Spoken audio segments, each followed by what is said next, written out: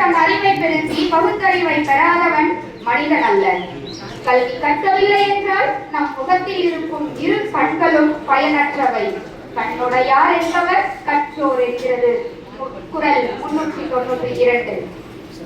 இக்குறள் மூலம் கல்வி கற்கும் உரிமையை எடுத்துரைக்கிறார். எழுமை பயன்.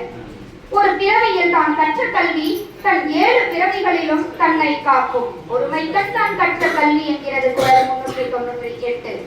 நமக்கு கல்வி கற்கும் வாய்ப்புள்ள போதே கற்பது சால சிறந்தது.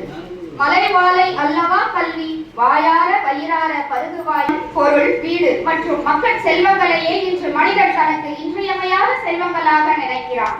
இச்செல்வங்களை விட மிக முக்கியமான செல்வம் கல்வி செல்வமே. கல்வி கற்பது தனி மனிதனின் உரிமை.